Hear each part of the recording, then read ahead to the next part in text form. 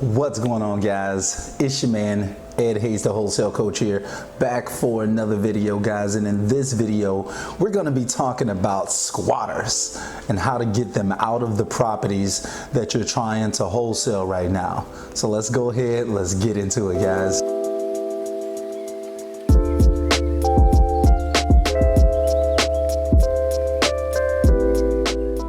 All right, so some of you all may be wondering, like, what is a squatter? So I'm gonna pop open the definition from Google right now, so a squatter is anyone living in your property that doesn't have permission to be there anymore, or they never got permission in the first place.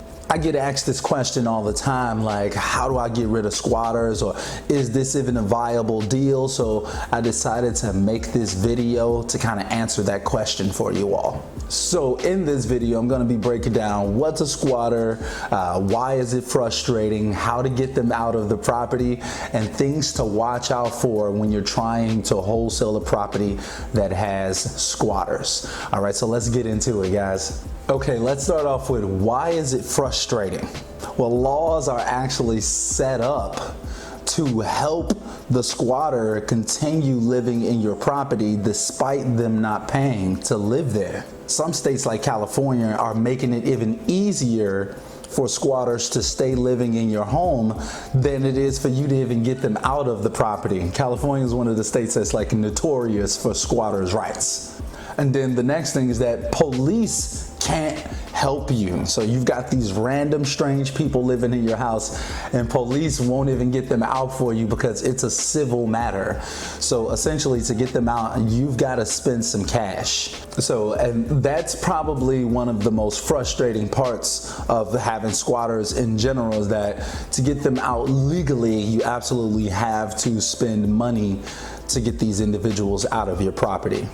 So let's get into how to get them out of the property, right? This is what you came here for. So I've got two methods that are essentially like the industry standards for removing squatters from a property.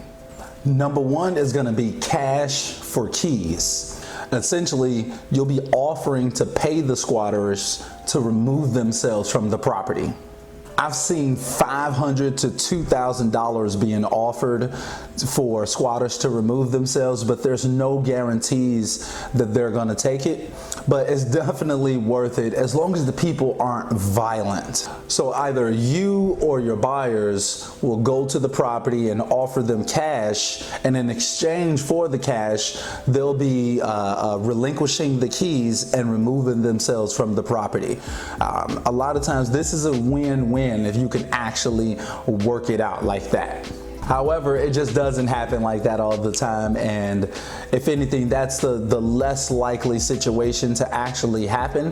What most commonly happens when you have a squatter is that you have to evict them, or you have to take them to court. However, it can cost hundreds or even thousands of dollars to actually go through the court processes to get them out of your property. It requires multiple court dates, and squatters have a chance to defend themselves at court.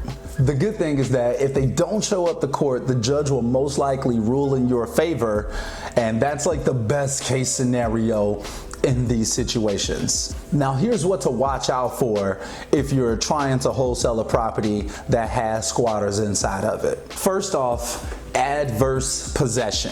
And the squatter may actually have legal right to the property if they've been living in this property for years and paying the taxes, paying the utilities, and actually occupying the property without the actual owner doing anything about it. So in other words, if you've got a squatter in your property, do not let them stay for a long time. Don't just know that someone's living there and don't try to evict them. Like, you have to do something, and if you don't, they can literally just take your property for you. From you, I should say. So different states are going to have different redemption periods. So for instance, in Illinois, if A squatter has been living in this property for 7 years and been paying the taxes on it, been paying the utilities, and occupying the place. They can go to the courthouse and file for what's called adverse possession. And once that paperwork is in, essentially they'll be the new owner of your property because you didn't do anything to stop them from doing that. So like the laws are really kind of set up for squatters to win. So these squatters can be dangerous too. Like they can have guns or other weapons. They may also be using the house as a trap house, or essentially like a house to sell drugs out of. This can be very dangerous, and the habitants may not be so eager or willing to remove themselves from the house, even if you're trying to give them cash, because this is like their new business location and they're making money from here. So it can get really dangerous, so make sure that you're careful. It can get real sketchy real fast. So next is always call out when you go inside of these properties, especially when the owner has told you that it's been vacant for years. When you go inside, make sure that you yell out and get the attention of anyone who may be inside of the property unlawfully. So when you go in and say, yo, anybody here? Anybody here? I've had multiple situations where random people come out the woodwork while you're going through a property trying to get pics and videos, and it can be one of the scariest situations you ever have to face in your life. Okay, so make sure that you're careful, make sure that you yell out and get the attention of anyone who may be there. Next is that regular tenants become squatters all the time if and when they realize that the owner is going to be selling the property. So my best advice is when you're going to a property that you know has tenants, make sure that you're not so obvious that you're going to be trying to purchase the place.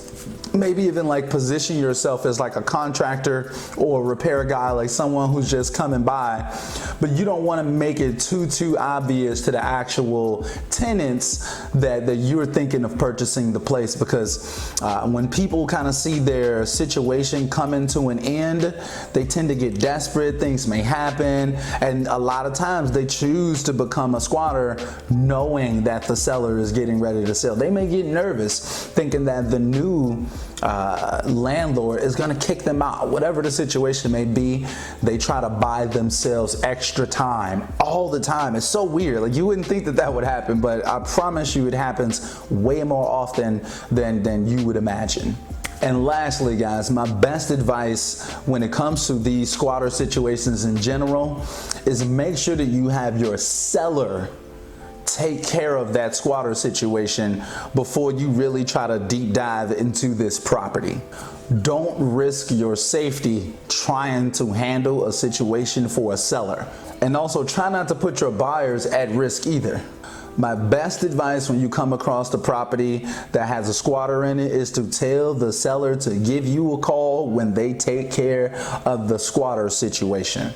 Alright guys, that's the end of this video. I hope it helps you along the way. If you want to learn all of my wholesaling methods from home, check out my online course, Wholesaler University, with the link in the description below. Also, if you need contracts, leads, or coaching, check out the summer sale going on my website with the link in the description as well. Be sure to join my Facebook group, Wholesale Deals and Strategies, if you haven't already, and make sure you hit that like button. It really helps the channel out a lot, and I would appreciate it. And if you want more of this wholesaling content, make sure that you subscribe to the channel. The channel is growing so quickly, and I'm out here trying to provide as much value as possible to the community. So become a part of this team if you haven't already. And as always, guys, till next time, I am out.